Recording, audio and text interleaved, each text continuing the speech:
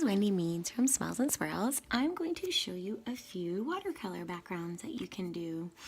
So first I'm going to start with a Crayola oil pastel, and I'm just going to do some wiggly lines.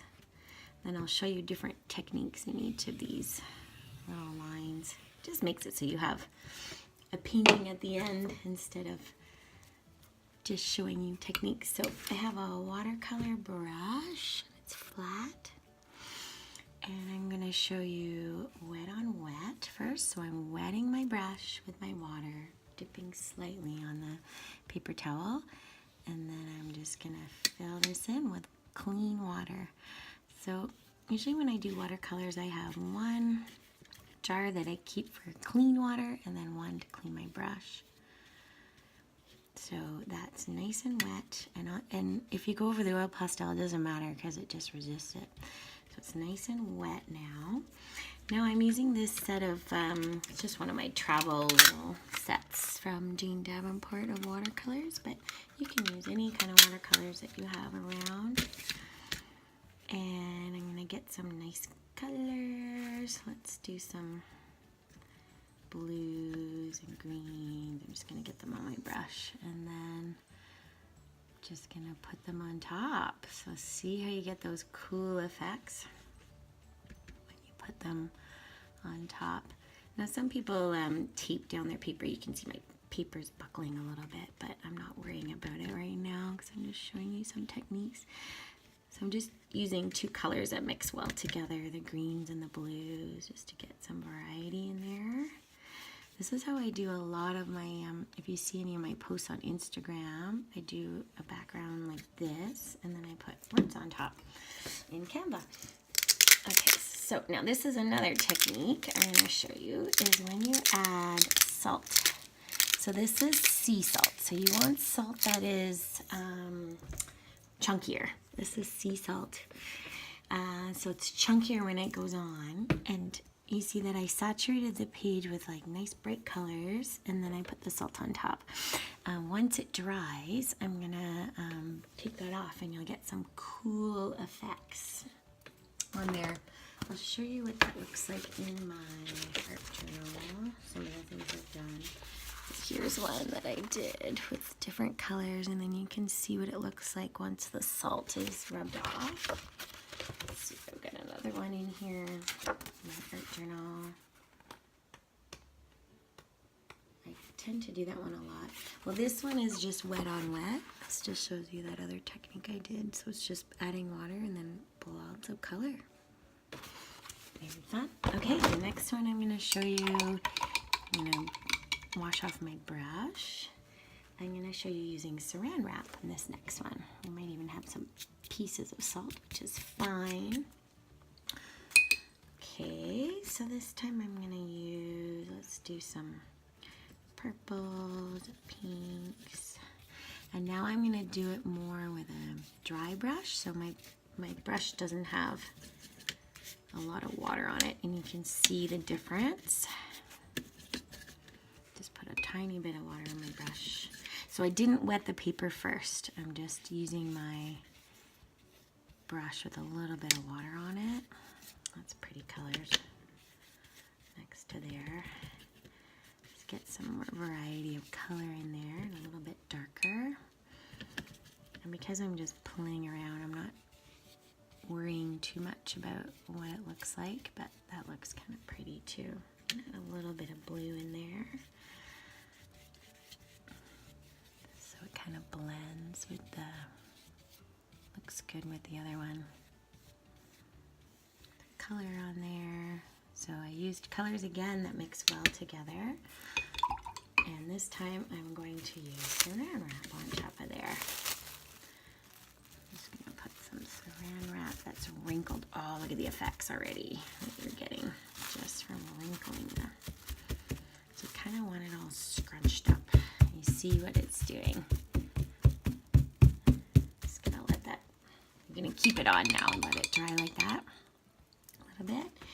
And then the last one I'm gonna show you, I'm gonna use those blues again, is this time I have less water on my brush again.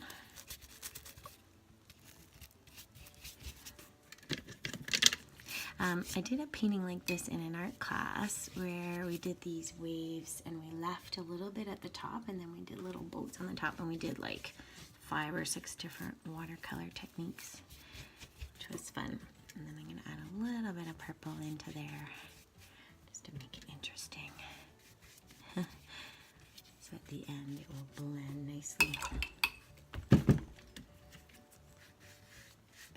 Blue. Now for this last one that I'm showing you is using alcohol. So you can use any kind of alcohol that's clear. So I just have vodka from the cupboard, just a tiny little bit. But you can use rubbing alcohol or whatever you have in the house. I'm gonna add a little hint of green just so it blends nicely with, so it looks nice with that one. So it's quite dark and I used a little bit of water on my brush. And okay, so I'm dipping a Q-tip in some alcohol and it's just clear. It's just vodka, just cheap vodka, but you can also use rubbing alcohol from your first aid kit or whatever you have. And just watch what happens. So I'm just gonna put the alcohol on. Isn't that cool? So pretty. So it resists all the water, so all the water goes away from it. It's really cool technique. It's so pretty.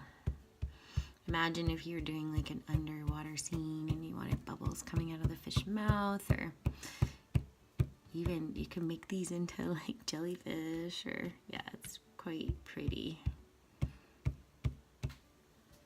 Yeah.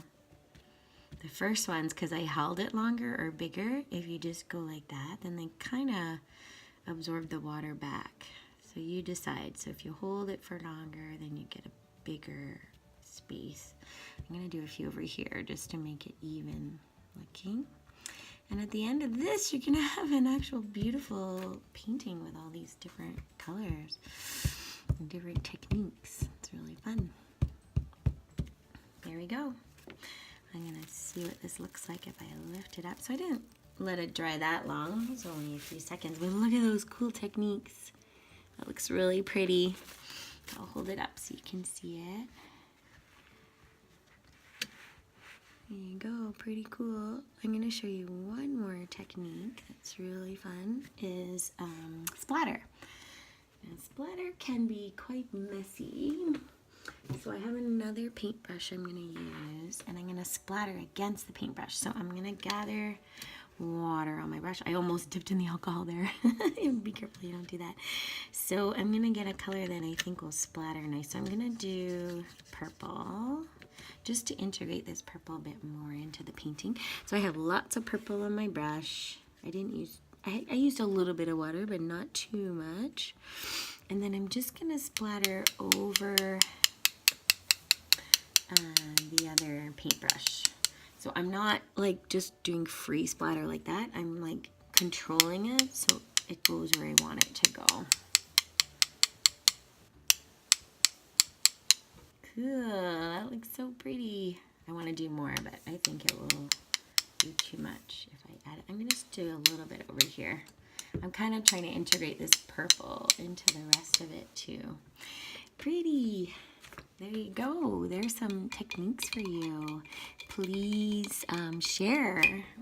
Send me images that you've done of anything, and make comments and like this video. And happy creating. Bye. Okay, I just wanted to show you the final painting once I took the salt off. So I'll put it closer so you can see that beautiful effect of the salt and how it sort of splats the water away. And this was the saran wrap. And then this one was the alcohol, but you can see that a lot of the spots that I did, because I didn't hold it long enough, didn't work. And now if I go in now, it won't work. It needs to be wet to do that technique. So but you can see if you hold the Q-tip for longer, then those dots will stay. You can still see the other dots are just sort of more in the background. And then can see the splatter through the whole thing. So I hope you enjoyed this painting. Happy creating. Bye.